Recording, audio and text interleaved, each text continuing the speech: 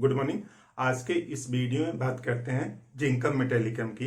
एक homeopathic medicine है, बेहतरीन तरीके से काम करती है और कई बीमारियों को ठीक करती है। छोटा सा वीडियो है, अंत तक देखिए, लगभग सब कुछ समझ में आ जाएगा। पहले हम लोग बात करते हैं कि जिंकम मेटालिकम बॉडी को किस तरह से अफेक्ट करता है और अंत में देख लेंगे कि इसका कैसे यूज किया जाए। साधारण जो खेती किसानी करते हैं उनको पता है कि पौधों में अगर जिंक की कमी होने लगती है तो पौधे पीले होने लगते हैं और उनकी ग्रोथ भी कमतर हो जाती है। ठीक वही बात ह्यूमन के लिए भी अप्लाइड है। जब ग्रोथ ना हो, इम्प्रॉपर होने लगे, तो प्रोडक्टिविटी कम होगी। मतलब जो एक्शन है, जो इफिशियंसी है ह्यूमन की, वो क्या हो जाएगी? कम हो जाएगी। तो ऐसे ही कुछ काम करता है जिंकम मेटालिकम ह्यूमन बॉडी पर। तो देखिए, जो जिंकम मेटालिकम है उसके बारे में खास फीचर्स क्या है कि tissue worn out faster than they appear.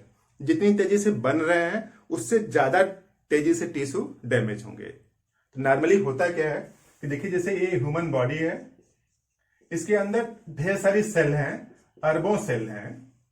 तो ये बनती भी रहती हैं और टूटती भी रहती हैं, यानी दोनों प्रोसेस साथ साथ चलता रहता है। अब यहां पे क्या है कि टूटने का रेट फास्ट हो गया है और ये बनने का रेट तो नॉर्मल ही है।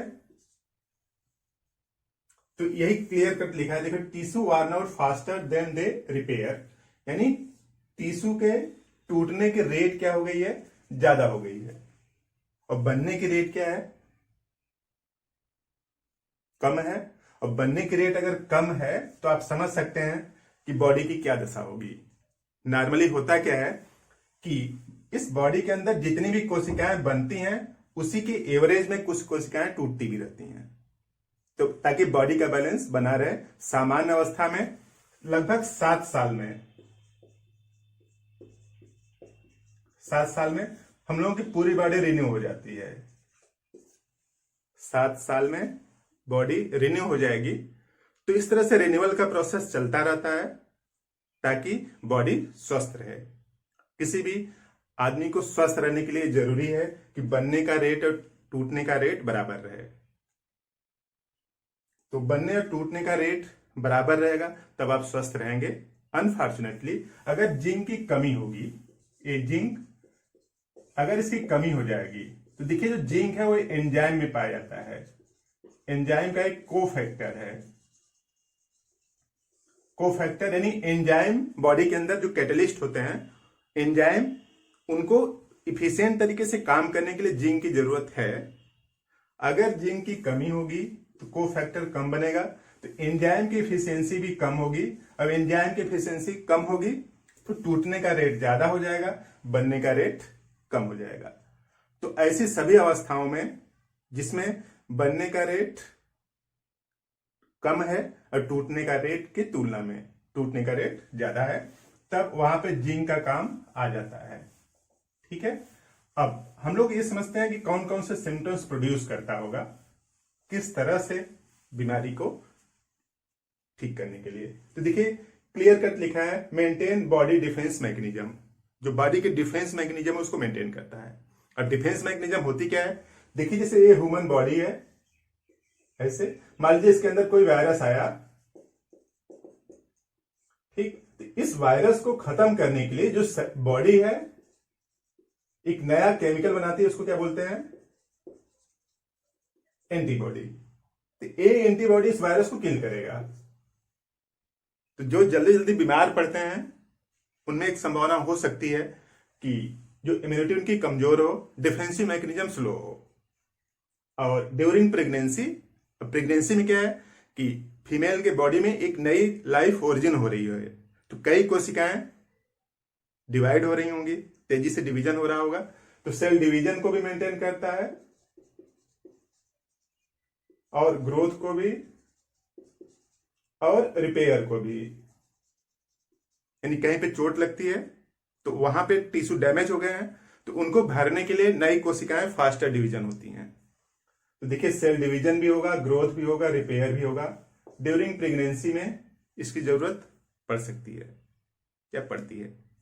और तीसरा है common symptoms, child repeat everything said to it, repeat before answering, answer देने से पहले उसको रिपीट करता है। जैसे आप पूछेंगे कि आपके पिताजी का क्या नाम है, तो बोलेगा मेरे पिताजी का नाम मुकेश कुमार है, दिनेश कुमार है, इस तरह से। तो ये रिपीट करता है। जैसे बोलेंगे आप 2 इंटू टू इक्वल टू कितना होगा, तो 4 बोलने से पहले बोलेगा वो 2 इंटू टू इक्वल टू 4। तो रिपीट करता है।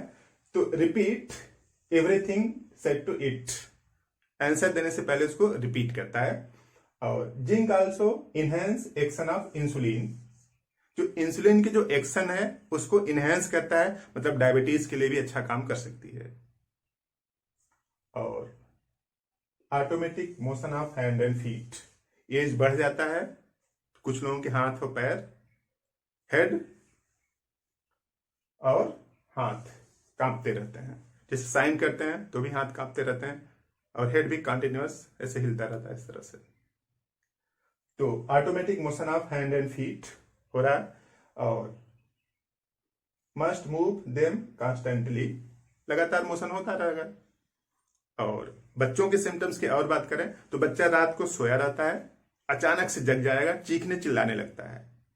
तो अचानक से जग जाता है, चीखने चिल्लाने लगता है, इसका मतलब उसका जो बॉडी के अंदर की जो न्यूरोनल कंट्रोल है, किसी सपने की वजह से ऐसा हो सकता है, कुछ सपना सुन रहा होगा, कुछ समझ रहा होगा, उस वजह से अचानक से जग जाएगा और तेजी से रोने लगेगा, और हेड इधर से इधर रोल करेगा पिलो पर, तकिए पर। तो अगर इस तरह से हो रहा है तब भी आपको जिंकम मेटालिकम की जरूरत है। यूज करने का तरीका सिंपल सा है कि आप किसी भी होम्योपैथिक मेडिसिन से, मेडिकल स्टोर से जिंकम मेटालिकम ले लीजिए। 3x पावर का लिक्विड आता है, 3x पावर में, और इसका 4 बूंद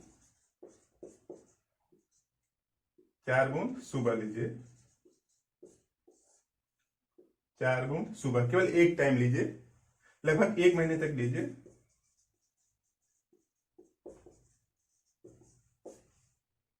तो अगर इस तरह के सिम्टम्स हैं तो इसमें निजात मिलेगी। इसके अलावा भी और कई सिम्टम्स हैं, लेकिन वीडियो बड़ा हो जाएगा, तो बस इतना ही कि डिफेंसिव मैकेनिज्म को कंट्रोल करता है। जहां पे भी टिश्यू को ग्रोथ और रिपेयर में इम्बैलेंस होने लगेगा, मतलब कोई घाव जल्दी भर नहीं रहा है, तब भी जिंकम मेटालिकम का उपयोग कर सकते हैं। इस तरह से बात समझ में आई, आपने वीडियो देखा, थैंक यू।